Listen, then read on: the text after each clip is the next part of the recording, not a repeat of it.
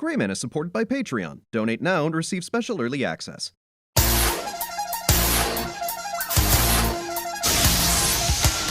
How you doing there, everybody? Welcome back to Greyman, and we're playing Mega Man 4. Sorry, I should probably knock that off. That would get really annoying if I did that for the entire playthrough.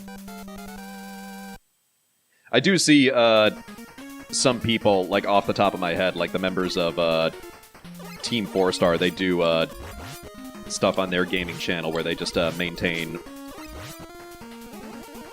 the voice for the entire video, and I am infinitely impressed, but I have no idea how they managed to do that. Like, not just doing the voice, but specifically staying in character. Like, I don't know, some of them, like, it's a skill I have not yet perfected.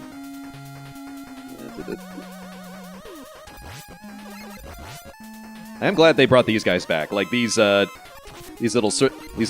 round bats, I really associate this with Mega Man. Like, them and the hard hats are the ones that I love the most. Yeah, I am still down to my last life. I could really use that. Okay, this is gonna want to go one of two ways. Either I get that, or I fuck up and I die, and I'm back where I started. Okay, good. Woo! Okay, business as usual. And away we go. Also, my fingers are very firmly off of the shoulder buttons. So, hopefully I will not be an idiot and activate the rewind by accident again. That's actually kind of a funny story. So, as much as I've wanted to start doing gameplay stuff for the channel again, part of the reason I couldn't do it for the longest time is because I straight up didn't have the equipment I needed. I didn't have a decent gaming PC, and it took me a while to save up for that. And more than that, I didn't have a decent controller. Everything that I had been playing video game-wise was with this like really cheap Logitech controller that I just connected via a USB. And actually, that got really inconvenient to use when I started doing the Overwatch videos, because the analog sticks on that were not very responsive.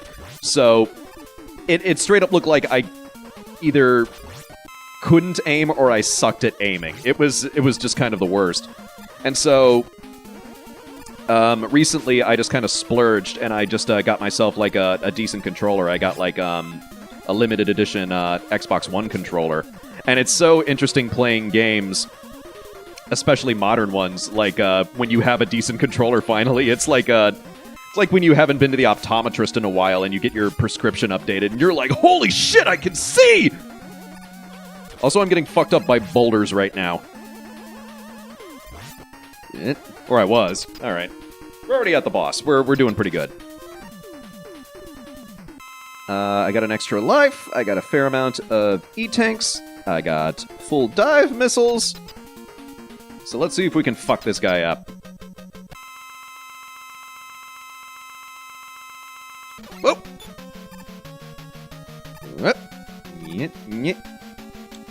Where are we sitting? Alright. I will bury you, drill man! I don't know why I did the Arnold Schwarzenegger accent. Just anytime you do a cheesy one-liner, you have to do the Arnold Schwarzenegger accent. It's a rule. It's in the book of rules. You can look it up. Just take my word for it. Whoop.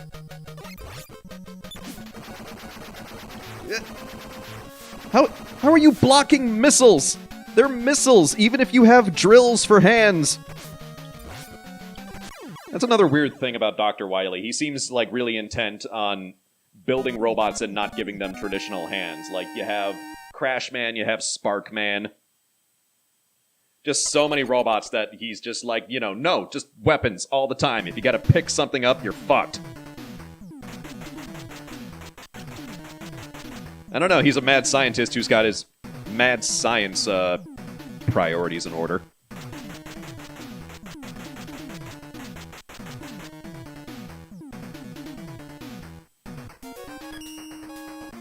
And we are off to fight the evil Russian.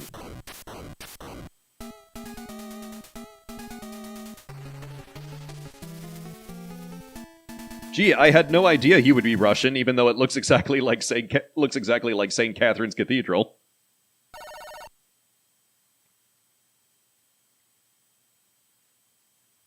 Oh, look at this lovely snow.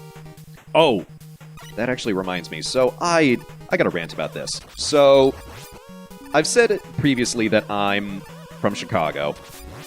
I was born and raised, but I live in Portland, Oregon. I've lived here for 7 years.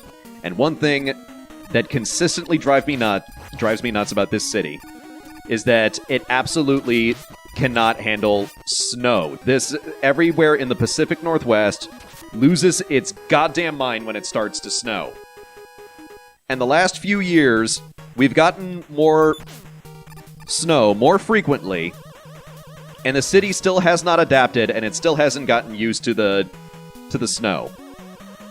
And I'm recording this episode at the beginning of February, so we're in for the 2019 snowpocalypse.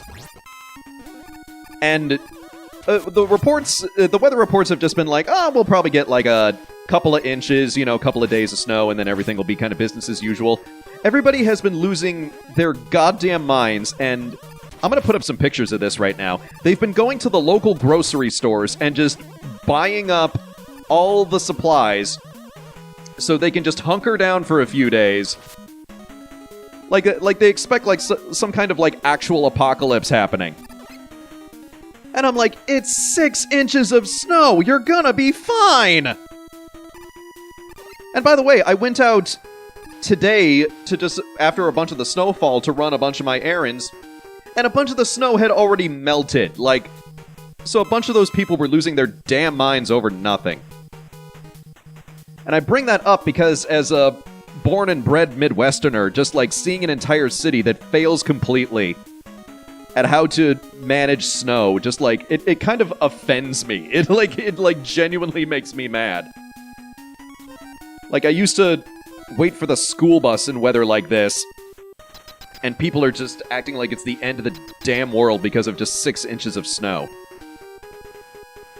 It was especially inconvenient 2 years ago, when I had gotten laid off from my web development job. And by the way, I got laid off from that the weekend after Thanksgiving. Not the week, the weekend, because the head of our company had sent a big email to the entire staff laying us off on a Sunday morning. Needless to say, my holidays were fucked. But I finally applied for unemployment, and they couldn't process my application or get me any of my benefits because we had the snowpocalypse back then, the 2017 snowpocalypse, and all the businesses in Portland were closed for almost like 2 weeks. The city lost like a ton of revenue, and I'm just looking around. And granted, that one was really bad. Like, the roads had been iced over and everything. But at the same time, you get, like, a salt truck, or you get, like, plows out there or something like that. Like, you keep the city, like, going. You find ways to kind of get people back to their routines. You don't just, like, hunker in, like, like it's a bear attack and just wait for the snow to pass. Ugh.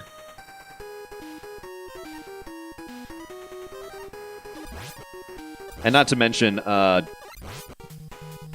when the unemployment office did finally reopen, I've got to share this story too. So, when you apply for unemployment, they get in touch with your former employer to kind of see like their side of the story and just kind of see, see if you qualify for benefits. Now that being said, like, 9 times out of 10, they take the side of the employee only if you did something like really egregious, like if you got fired for like harassment, or if like you showed up, to work like inebriated or something where you're like clearly in the wrong. But so they process my application, they call me for the interview, and they start asking like, what, when were you let go? What was the stated reason you were let go? And I have to say, like, I will never forget this sound. I will never forget how the woman I was speaking to at the unemployment office on the other end, I will never forget the silence as she entered stuff on her keyboard. Like, I'm so stressed out. I just want to get my benefits so I can, like, you know, eat and live until I can get a new job. And so she's like, you know, when were you fired? You know, just like, what was the date? I'm like, oh, I was fired, you know, on this date. And I would just hear her going.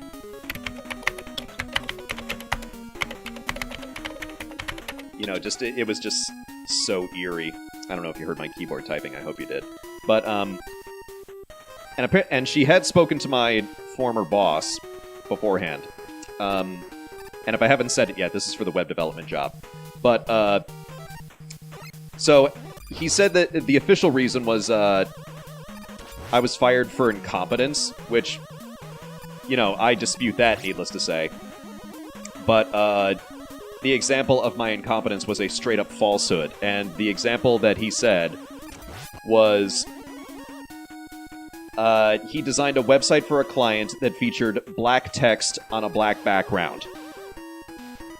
And I was kind of... Oh, shit. I was just kind of, like, stunned for a moment when I heard that example. And, you know, up until this point, I'm, like, terrified because I just want to... You know, I don't want to say anything that would risk me not getting my unemployment benefits. But I kind of just had a moment where I spoke to this woman, and I said, ma'am, no offense, but you would have to be less than stupid to do that. Like, that's exactly what I what I said to her. And apparently, they agreed, because I was approved for my benefits 2 days later. So that's my big story about the Portland unemployment office. Oh, and getting back to the game, I haven't shown this off yet. I haven't shown off the little hook shot that I got, the little Spider-Man claw, little claw shot. Not a super crucial item, but you know, I dig it. I think it's good. All right. Oh. Is this the boss that I'm thinking of? Is this the slidey wall? It's the slidey wall! Oh, I love this boss so much! It's so cool! Oh, I didn't think it was going to combine on the first pass! Shit! But I really like this one. This one makes you stay on your toes. Yeah! Whoop! And really makes you use the slide. This is probably my favorite boss in the entire game. Whee! Oh, fuck. Oh, okay. I got it. We're good. Actually, forget. Okay, I like this boss, but I forget what the weapon I'm supposed to use is. Let's start experimenting. Yeah.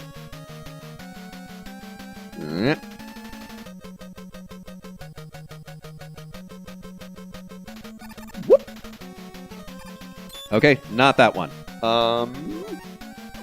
Oh, there we go. Okay, that's what I want to do. Whoa! Oh, I am kicking this guy's ass. I should have busted this out from the beginning. Woo!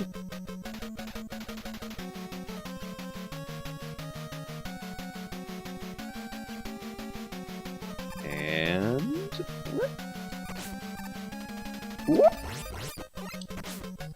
Yeah, there we go.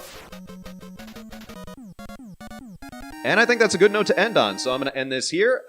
Please like, comment, and subscribe. I'll see you in the next episode.